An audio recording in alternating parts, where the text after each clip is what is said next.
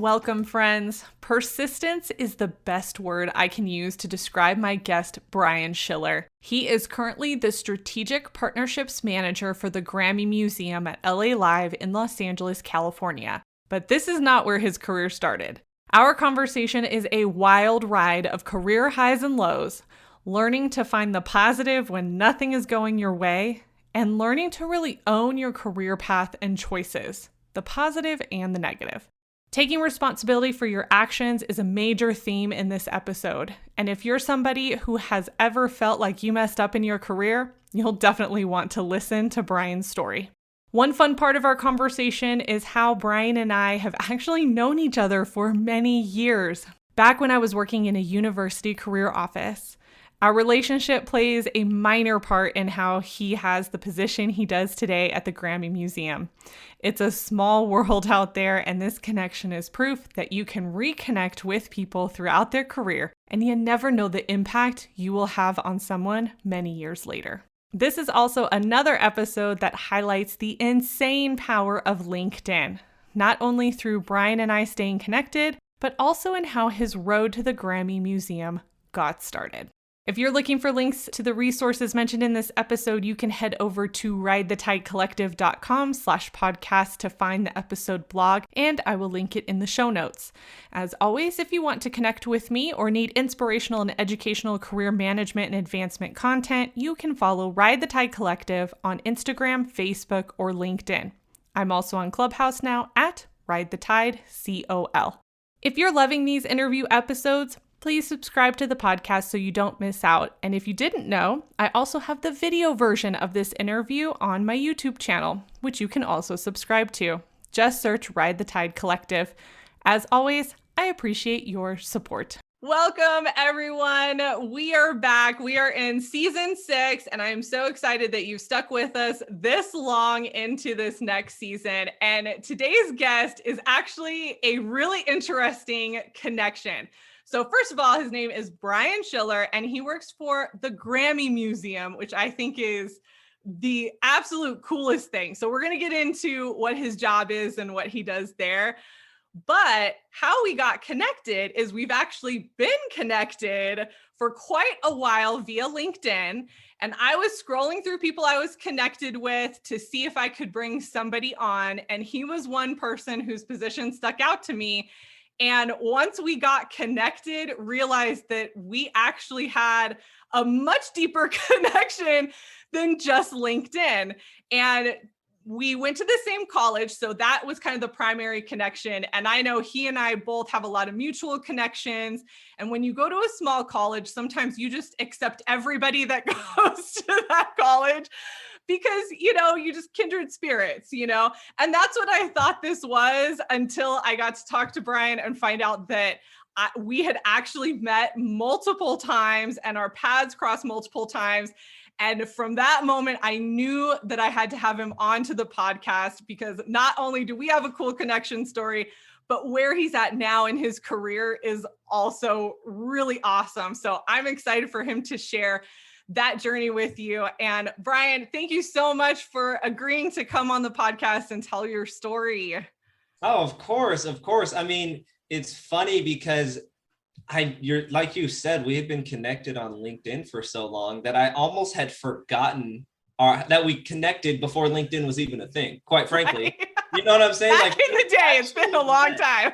Correct, exactly. In fact, I'm curious. I've tried to remember. I try to think back if it was you, based on your recommendation or my professor's recommendation to create a LinkedIn, because, obviously in your previous position, you used to set us up with, honestly, like a dummy proof way to land any job interview, quite frankly. Like if you just did what you listed out, like number by number, if you didn't get an interview, that just means you didn't listen, because you like over delivered in what you used to do. And I remember I was just like, I need to figure out how to get a job.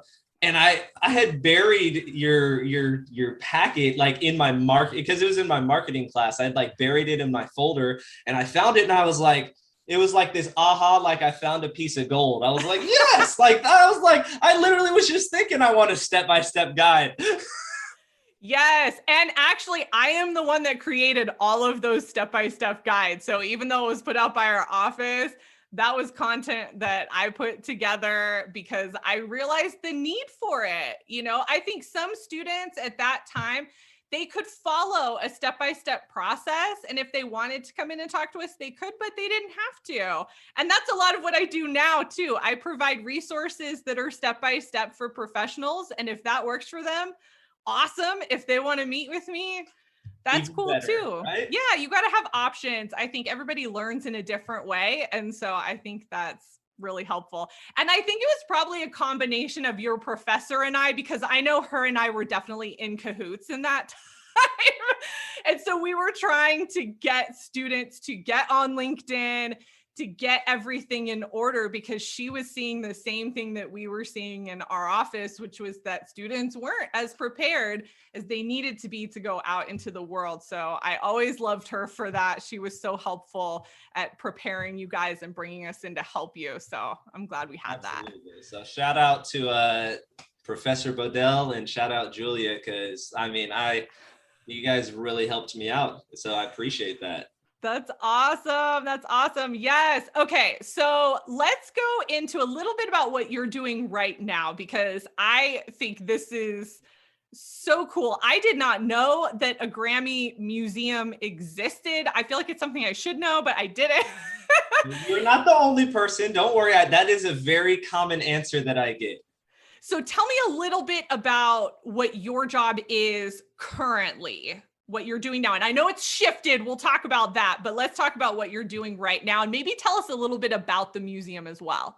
Oh, yeah, absolutely. So currently I am the manager of strategic partnerships, basically meaning I oversee our strategic partnerships and sponsorships for the museum. So the Grammy Museum is actually technically a foundation. So we're the Grammy Museum Foundation. So a nonprofit where obviously we have a physical brick and mortar location, right? So we're located just like right next to the Staples Center. I'm sure most 9 times out of 10 people are like, oh yeah, I've seen the Grammy Museum on my way to a Lakers game or a Kings game or to the Tim McGraw concert or, all of the things that happen at LA Live. But so, and I totally get it, right? Like, that's a difficult pivot, right? You've bought tickets, you're going to an event. Oh, hey, let's blow off the possibly hundreds of dollars that we've planned for this, and let's go check out the museum. So, I take it on the chin with that. But the museum itself, it is, like I said, there's the brick and mortar aspect, but there's like 3 other aspects that are really key because we're a foundation. So being a foundation, we have a huge mission in education. So we love to focus on music education, right? The Grammys are all about music. And we believe in providing access to music education because the arts just in general typically doesn't get that much funding. And, if you're fortunate enough to have a school with a music program, chances are statistically you're going to do better in school. That's just what it is. But so we have different programs that show everything about the career paths in music. So like music production, songwriting, sound engineering, and then also, of course, history, right? We're a museum. We're going to talk about music history. So like music that inspired the civil rights movement or the hip hop history and how it started back in the 70s. But then we also, when we're open, because unfortunately we have been closed for over a year now, which, hey, that has been challenging. I think there's like this crazy statistic out there that 1 out of every like 3 or 5 museums are going to remain permanently closed, which is a huge bummer. We're very, very, very thankful that we're not in that position and the light is at the end of the tunnel. So hopefully we'll be opening soon. But it's been great because we also, when we were open, we would host these things called public programs where effectively it was this fusion of interview and concert with everyone from Lady Gaga to John Legend to Ringo Starr, the Beach Boys, Childish Gambino, Taylor Swift, all would come through the museum and do these really intimate concerts. And then the last portion is where foundation. So we'll give out grants to music teachers as well as programs, or I should say high schools and music programs throughout the country, specifically to support music education. Wow, that's amazing. Just the museum, and that's just the museum. That's awesome. Okay, so for those who don't know, my husband, his degree is actually in music education. He spent a couple years teaching band and then shifted into musical instrument repair. And so he actually ended his career at LA Unified repairing musical instruments. But music is such a huge part of our lives. I know, again, my husband, he was in marching band and band. I mean, he did all the band things like all through his education. That's So I amazing. love hearing that because it's so important. And I was in the arts, I was in band. My dad was an art teacher back when he was teaching. Like, so for us and our family, the arts are so near and dear to our heart, which is probably also why I was interested in having you on, just knowing that Grammy Museum connection. So I Well, that's love hearing that these types of foundations exist and are helping students and kids just have access to that. That's awesome. Oh yeah, no, absolutely. And I did not know that. So there's another wrinkle in it. I love that, Julie. I really Oh, do. yes. That's freaking awesome. I bet you at some point your husband probably crossed paths with our executive director of education because he's a former he's worked all over LA Unified as a music professor and Oh a my music teacher gosh. specifically. So we'll chat offline about Oh, that. that's so funny. Yeah, we'll definitely chat about that. Yeah. No, Okay, so one thing I'm really interested with in your career is how you got to this position because after our chat, our initial chat, the way that you got to this position is absolutely bananas, it was but not traditional. It not certainly wasn't traditional.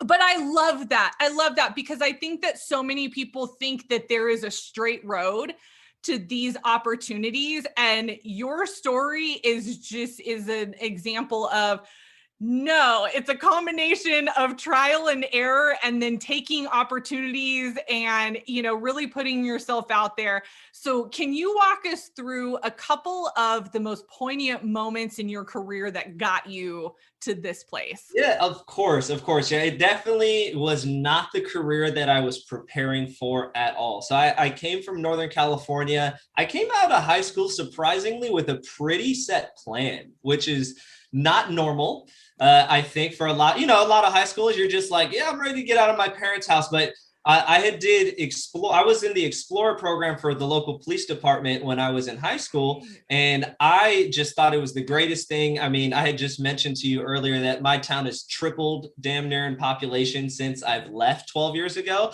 But at the time, it was this little agricultural community, and I honestly, it was really cool. I was like, all right, I'm going to be in law enforcement, and I talked to a lot of the police officers beforehand, and I said, all right, well, guys, I'm going to college, so I should go get my criminal justice degree, right? Like that makes the most sense. That would be the traditional route. And I'm thankful because they told it to me straight. They're like, no, man, like you're going to get hired as a cop. Like that'll be fine. You don't even need a degree. Usually you just need to graduate high school. They're like, if you really want to go far, go get a degree in business or psychology, because those are going to give you like the skills to move up and not just stay a police officer. So I was like, oh, okay. So my plan was to go to APU, get my business management degree and then minor in psychology and then go straight into law enforcement. Well, that certainly did not happen. Had to drop out of APU after my sophomore year or halfway into my sophomore year because my parents had filed bankruptcy and I could no longer afford to go to school. So I pivoted. But it was crazy because right at that time was the same exact time I had lost my job at APU during campus safety.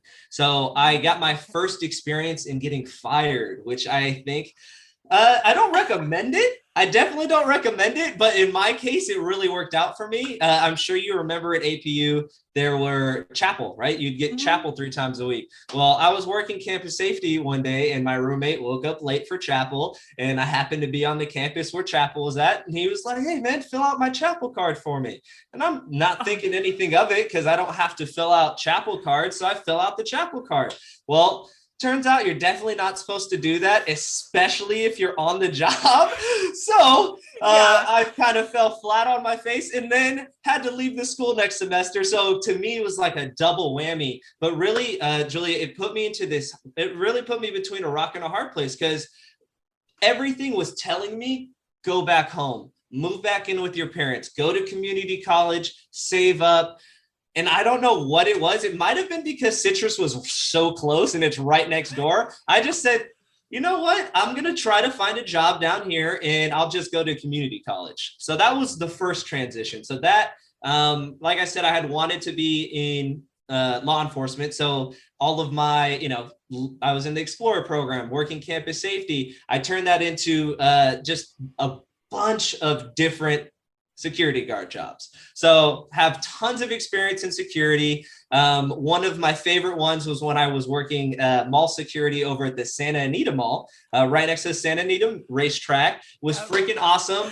One of the best experiences I can remember is having to work Black Friday. And I kid you not, it literally it's all these glass like windows and everyone just pressed up against the glass, just waiting to come in, looking like something out of The Walking Dead or some type of zombie apocalypse movie. Scared the crap out of me. But for those who don't know, okay, Santa Anita Mall is like a really nice mall in the San Gabriel Valley, and it was one of the like more top tier malls at the time. I don't know what it's like now, but at the time it was so popular and so many people went there. So it was like a really high traffic mall, really nice. And I know I've shopped there many, many times. So I'm not surprised. Awesome. No, that job was awesome. And you're right. Oh my gosh.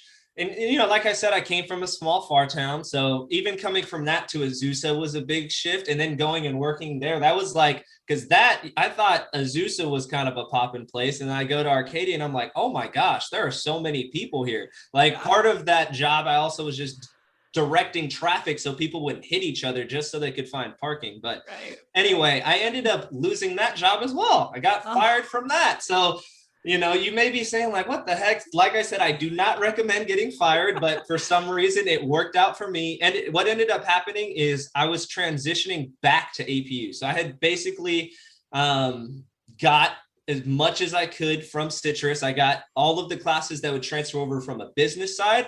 And I ended up getting a degree in criminal justice too, because I thought to myself, well, let me have something in my back pocket just in case I can't come up with the funds to finish APU, which really thankful I did that, because that really gave me the perspective that law enforcement was not the route for me.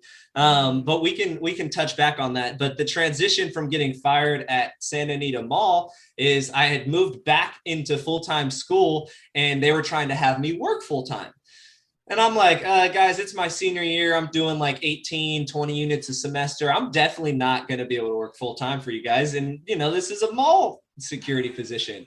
And, in law enforcement, there is some law enforcement, there's a certain attitude. I even experienced this in campus safety where it is do what I say. Mm-hmm. Just simple as that. No explanation, just do what I say. Which that naturally never sat well with me because I'm very curious. I'm a curious kid. My mom used to tell me when I was growing up, I'd just walk up to people and say, hey, what's your name? What church do you go to? How tall are you? Like just, so that doesn't go well with me. But I ended up shifting my hours from 40 hours a week, dwindled down to one shift a week. And I ended up being late for that one shift that I had. They basically fired me on the spot. They were already not very happy with what was going on because like you said, it's a really busy mall and they wanted me to work full time. Yeah.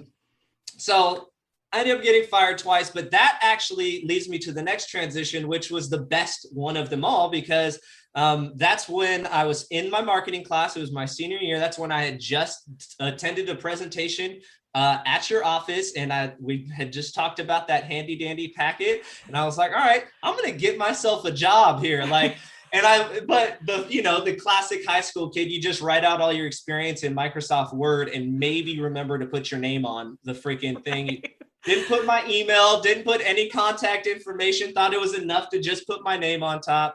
And I remember attending an event that was put on with the business school, and I think your office, it was like speed dating with recruiters, effectively. Yep. And I was so excited because I was like, oh, there's this company called AEG that is going there, and they own the Staples Center. They do Coachella. I'm like, that sounds like a great place to work. And I'm like, oh, I didn't know how the event worked. I remember I was coming from class and it was a first come, first serve freaking event. Yeah. So by the time I get there, the only choices that I had were, I think, in-home, like care for like special needs and learning disabilities, like a missionary company through China that I think built out churches, and then Teach for America. All amazing companies. But quite frankly, that didn't necessarily align with my passions, quite frankly. And I remember being a little disappointed, but I also remember seeing her name's Whitney. I'm pretty sure you're friends with her. Whitney's freaking awesome. I am connected with her on LinkedIn, and she will get tagged when this goes live. No, Whitney's awesome. But I remember with Whitney, I saw her and I just was like, you know what? I'm going to walk up right to her and I'm just going to shoot my shot. Like, what's the worst that can happen? Hey, sorry, I have to leave, right? But no, she was incredibly welcoming and nice and gave me some great advice by saying, contact me. And I'm like, okay, well, how do I do that? And she was like, well, do you have a LinkedIn? And I said, heck yes, I just created one. Well, in my head, I'm thinking I just created one last week based on the recommendation from that packet. Mm-hmm. And that's how she landed me an interview with the Grammy Museum. At the time, I'm stoked out of my mind. I didn't know what the museum was, quite frankly. So that's why I'm not surprised that you hadn't heard about it. I hadn't even heard about it until I started working there. But I ended up getting hired through a temp agency, which at the time, wasn't like, I was just about to graduate college. I'm like, dang, do I really want to go work at a temp agency? But I'm like, you know what? Forget it. Like, shoot, I'm getting my foot in the door with the Grammy Museum. Like, what's the worst that can happen? And that's now I'm here where I'm at today.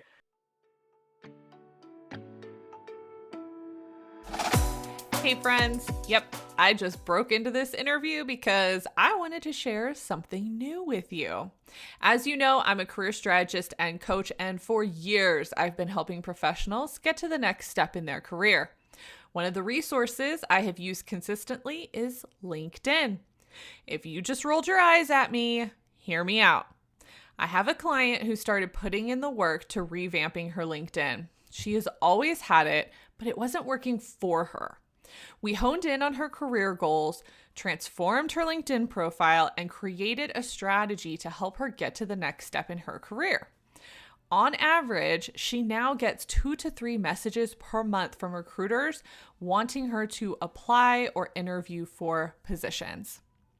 Whether you're looking for that next position, want to be a thought or industry leader, or simply want to have a more targeted and professional online presence, you'll want to check out my new course, LinkedIn Level Up for the Corporate Professional. This course will teach you how to enhance your profile to get noticed by recruiters and hiring managers without getting a paid account. Teach you how to create and cultivate intentional connections, and help you find your voice as a thought or industry leader to get you noticed for more opportunities. This is the strategy I have used throughout my career and I regularly use with my clients. I've taken 10 years of teaching clients how to best utilize LinkedIn for their career success and put it into a 30-day course that also includes an hour-long strategy session with me at the end. If you want to know more about the course and take advantage of a one-time launch special, I'll leave a link in the blog post to sign up to receive emails. Now let's get back to the interview. That's so awesome. Okay, I have to make comments on some of this because your transitions are wild. Okay, so we used to work with LAPD. APU and LAPD used to work together because we had an alum that worked there. Okay. And I want to touch on what you were saying, because I think this is good information for people to know who might be interested in law enforcement at some point. So you can definitely go into the academy, like straight out of high school. You Absolutely. Can go in. There are some conditions on that, but you do not have to get a degree. However, they want people with degrees.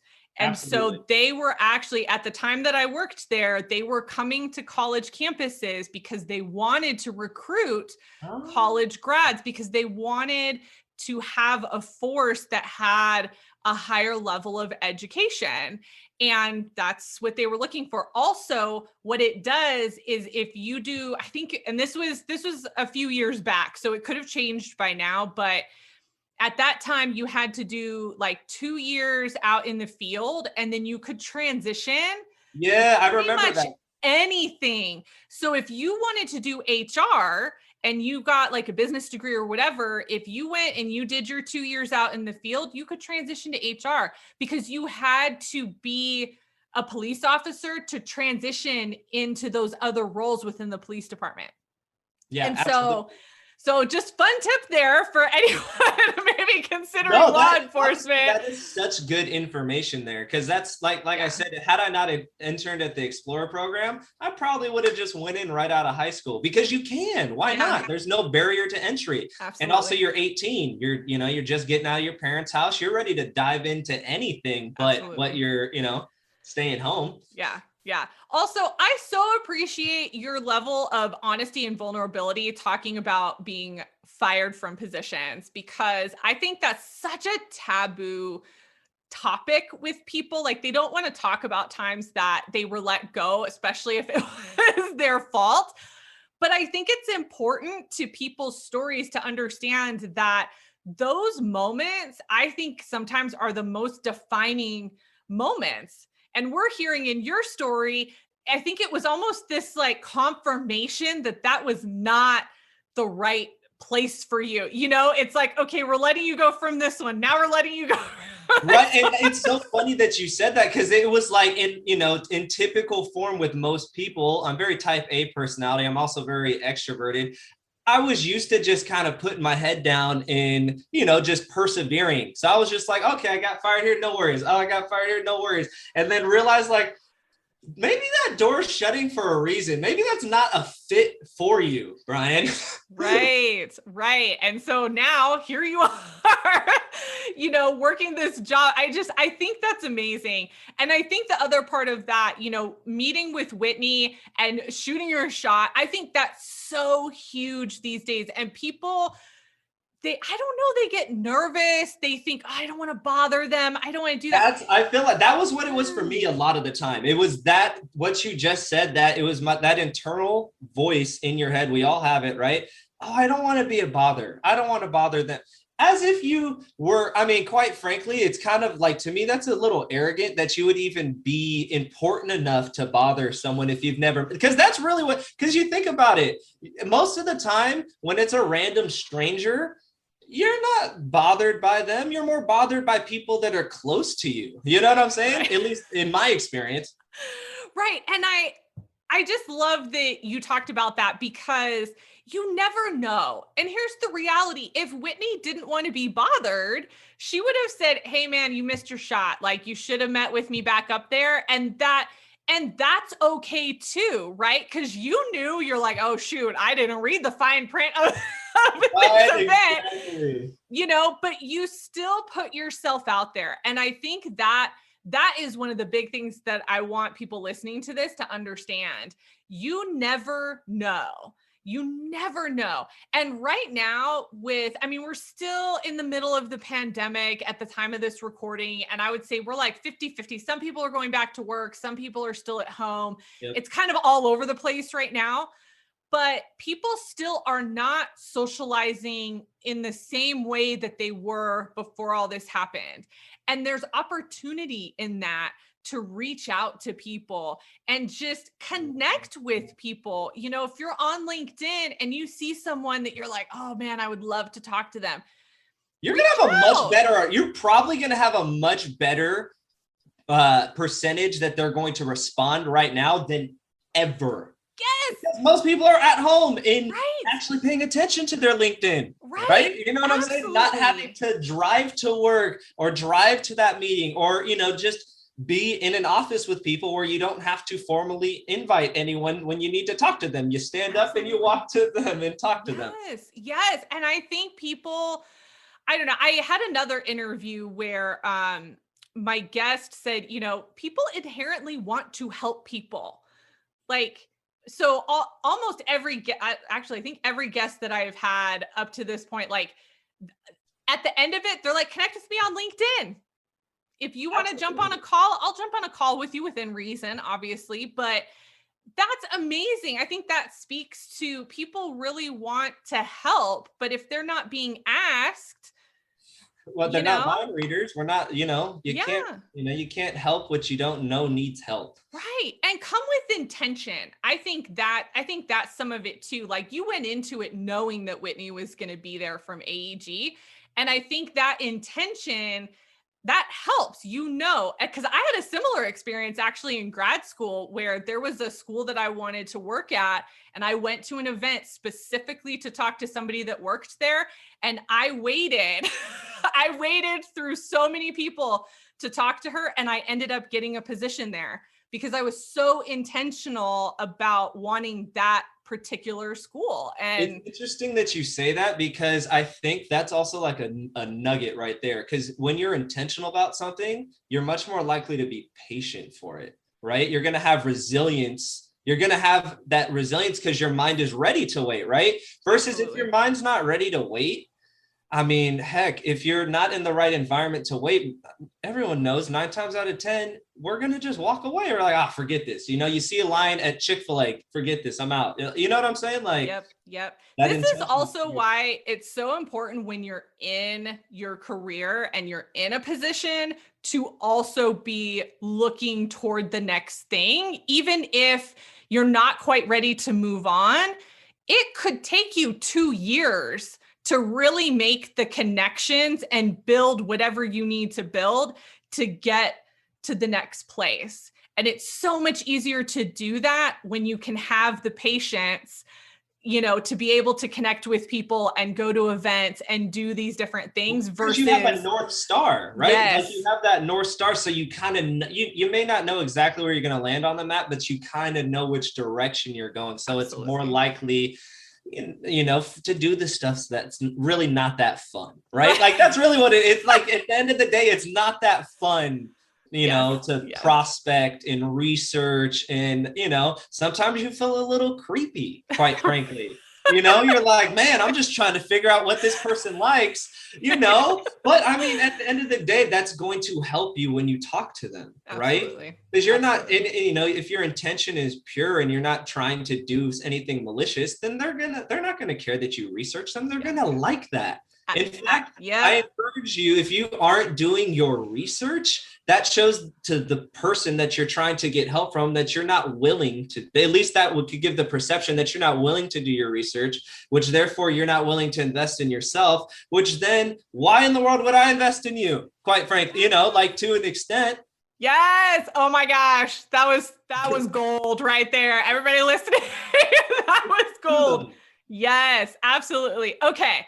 So so I asked this question of everybody, and I'm really curious for you because of some of your transitions.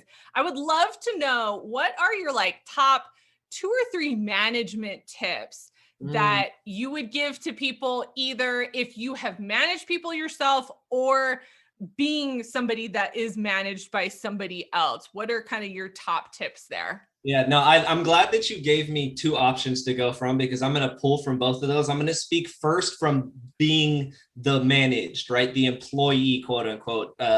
So my first tip comes from, it said it earlier, that mentality of, that dictator mentality, like you do what I say because I say it. So my tip is be relatable. Like if you're not able to be relatable to your employee, how in the world do you expect them to do what you're going to want them to do if you they're not relating to you, right?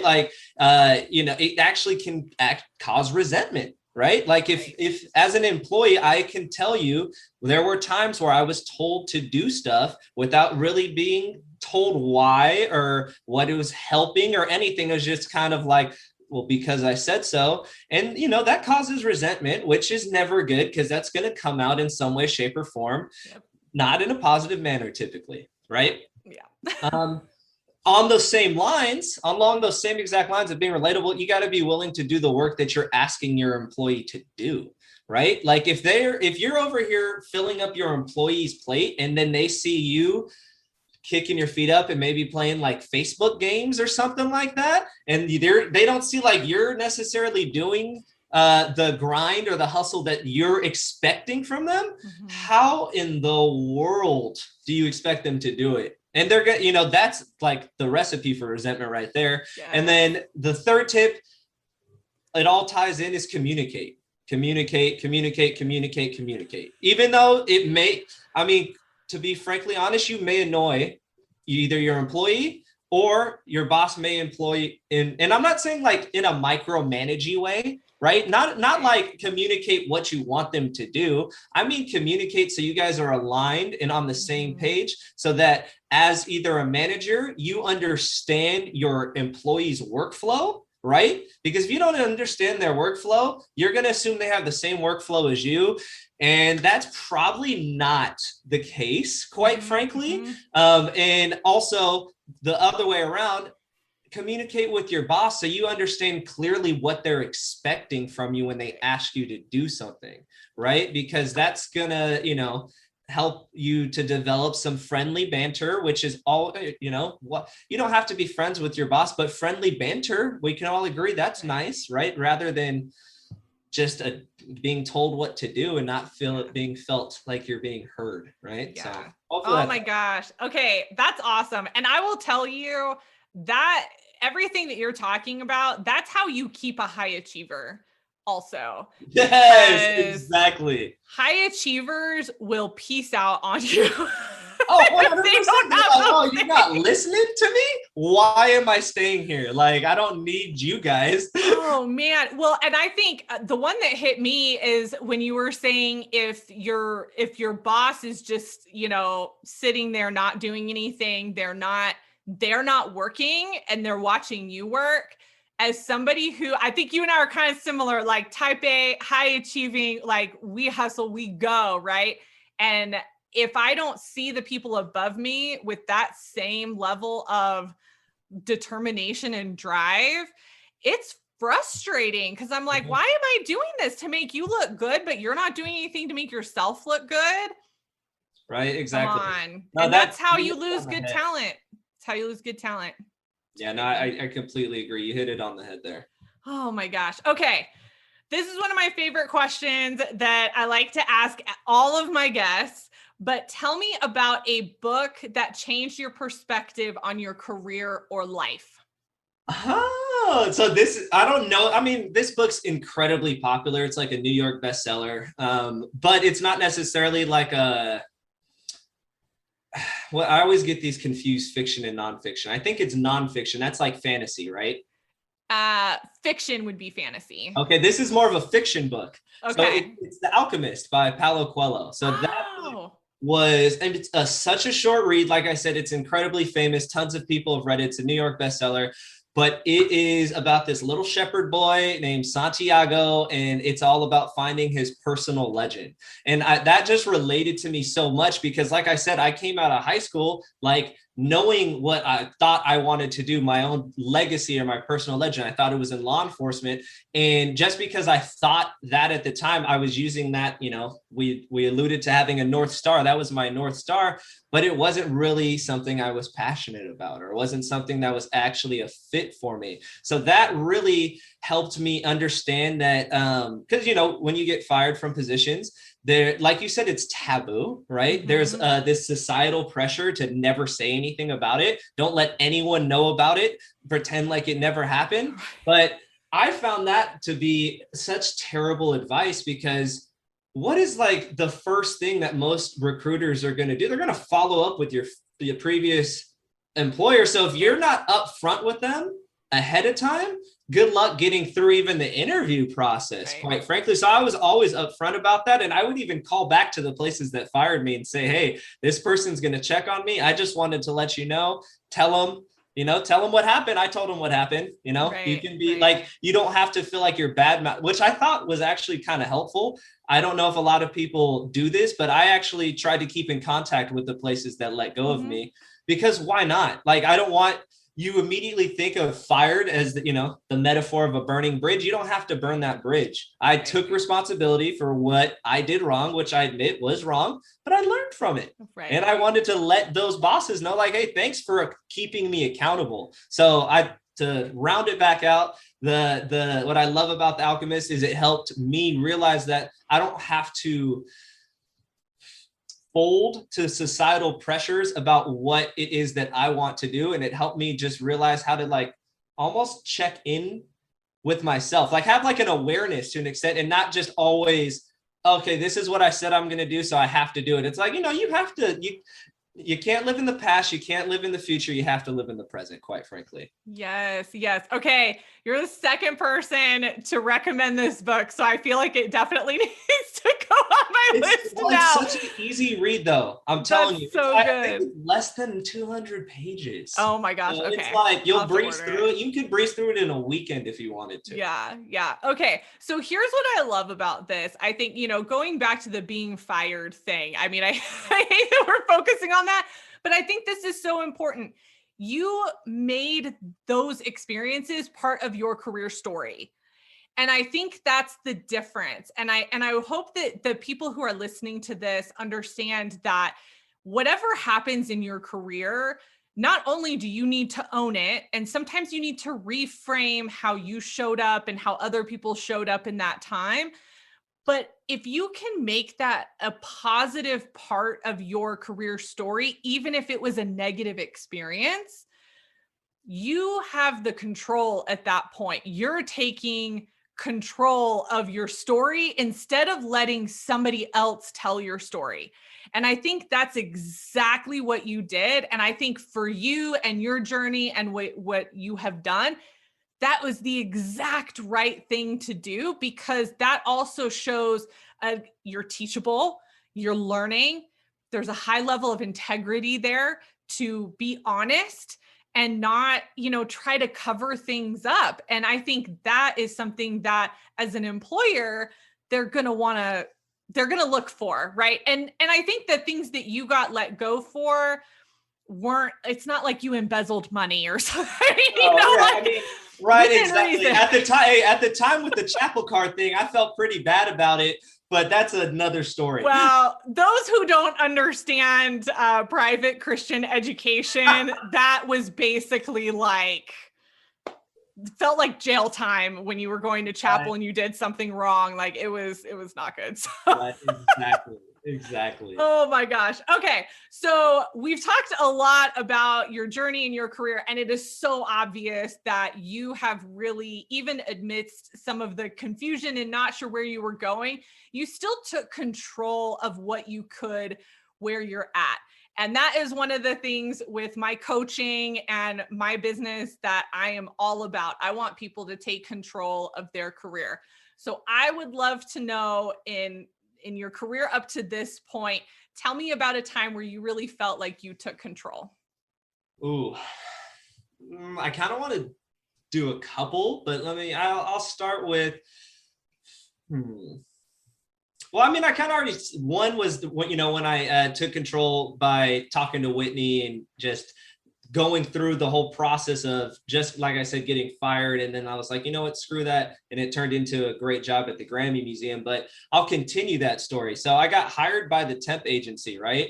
And this was going into my senior year at APU. And I was a part-time security guard. The boss was very, very upfront that, my sister went to APU. That's why I gave you the interview. That's literally what he told me. So I'm like, oh, score APU. Like, let's go.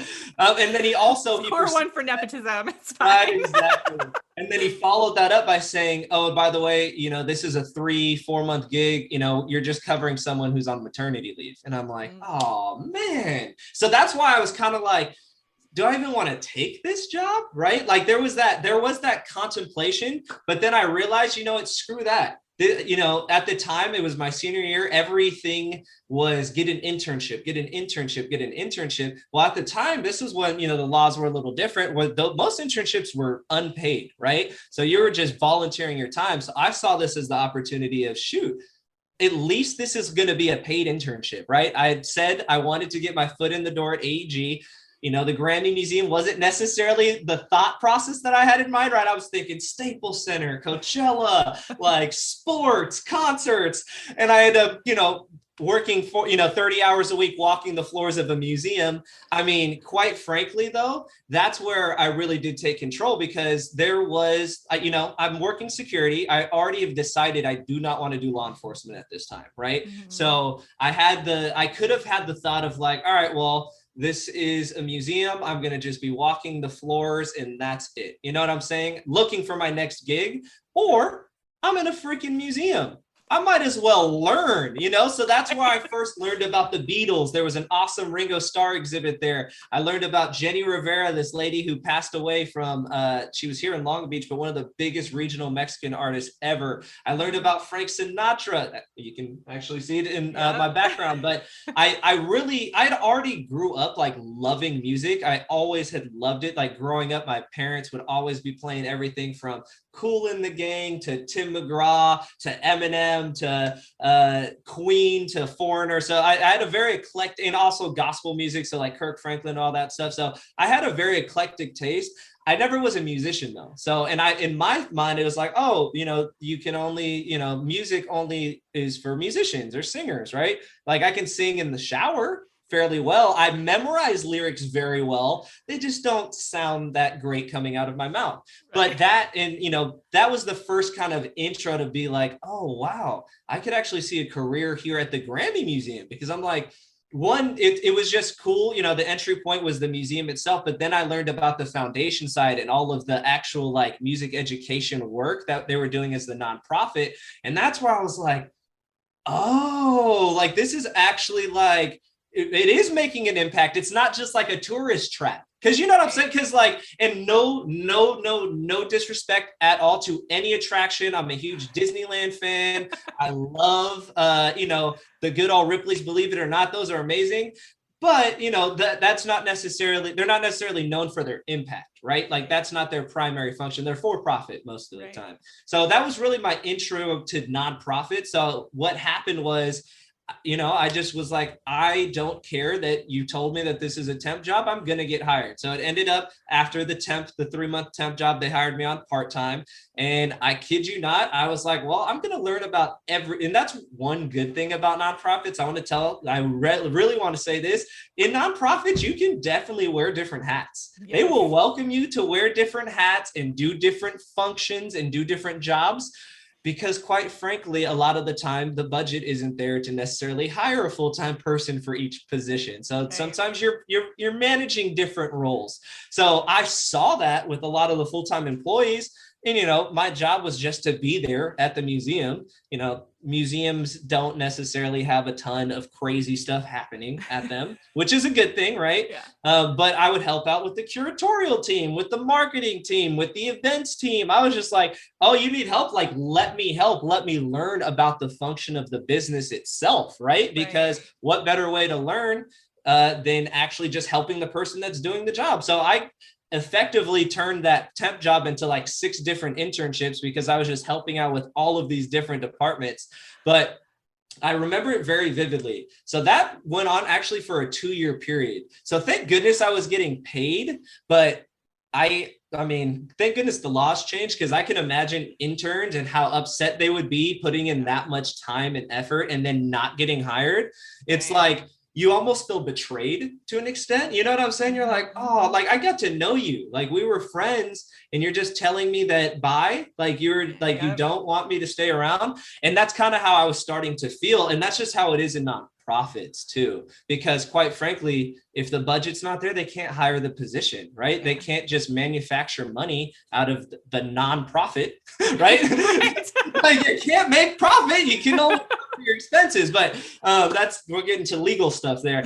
But I remember I was on the golf course. I was on the golf course in Pasadena, and I was thinking about making a transition. I already was thinking about it. I was like, man, I'm gonna go, and this is gonna sound crazy. I don't know if we talked about this, but I was thinking I was gonna go teach English in South Korea, because I was like, I can make more money teaching English in South Korea. They'll pay for my room and board. How cool would that be, right? Like, I don't know why I chose South Korea. I think I did it just because they were really easy to get a job if you had a 4-year degree. Mhm. So I was all set. I'd gone through the interview. I had gotten accepted. I was just getting my TESOL certificate basically, and then I was going to ship out the next summer. Well, I got an email on the golf course from our our COO saying that there was a position opening up in group sales, but it wasn't with the museum. So I was really confused. It was like, you're going to do group sales for the Grammy Museum, but you're not going to be at the museum. You're going to move over to Staples Center. So I'm like, well, I've never done sales, but remember, the whole reason I even wanted to get into AEG was because live sports, live entertainment. So all of a sudden, this thing that I had originally got into the Grammy Museum for, I kind of had given up on, right? Because I'm like, well, shoot, I can see a career here at the Grammy Museum. And I'm like, all right, I'm going over to the Staples Center. And at least that was my thought process. I had zero experience in sales. And it's funny because I had applied at like 4 different positions at the museum while I was still working security that I really had no business applying for. It was like curator of exhibits, like director of membership, like copyright editor. And it's like, I studied business, like none of these non-relatable skills any way, shape or form. I'm like in the interview trying to tell them why my security guard jobs gave me the experience necessary, because they were nice about it. They at least interviewed me, you know. Oh, that's so I'm kind of a little PTSD. I'm like, man, I've already gone through so many interviews. You know what? Forget it. This is going to be a sales position. I didn't even know what sales was. It fits my talent set very well. Like I basically walked in there and told them, you know, I've never done sales, but I can tell you what the Grammy Museum looks like from front to back because I've been walking through it for the last, 2 years. So, you guys, I believe you guys can probably teach me how to do sales, but I know that you won't be able to teach anyone the Grammy Museum knowledge like me. And from there, they said yes. And I worked at the Staples Center for like 3 years. And that was my gosh, an amazing opportunity. That's so awesome. Okay. I love this. I love this because again, it's looking at your opportunities and shooting your shot at all these positions you have no business doing. Right? I was like, I know that they're not going to hire me, but I'm showing, because that's another thing. You got to be vocal. If you want to move up in any way, in any point in your career, how in the world is anyone going to know unless you tell them? Like, they're not just going to see that you work hard and think you want to work, like go up. They're just going to be like, oh, I can rely on this person, like maybe I'll give them some more work actually. Right. Yeah. And I love that because it's making it known, and I think sometimes what happens too as professionals, like we think that we deserve a certain position or we think that we're going to get a certain position. I've been in that position before. I have a lot of clients that have been in that position. And if you don't get it or somebody tells you, oh, I don't think you're the right fit, I don't think you have the right experience, the way I look at it now, which is not how I used to look at it when I was in it, but the way I look at it now is, you know what, that's a blessing in disguise because that was not the right position for you. Because do you want to be in a position working for somebody that doesn't want you there? And in your case, to be fair, you weren't qualified for those anyway.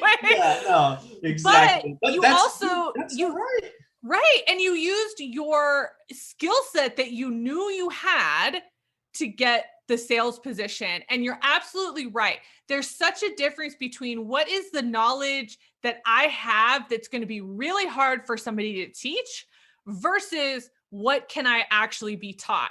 And something like the sales process, like a skill set that can be taught, but walking the Grammy Museum for 2 years and knowing the exhibits like the back of your hand, that is something that would take someone months to really know.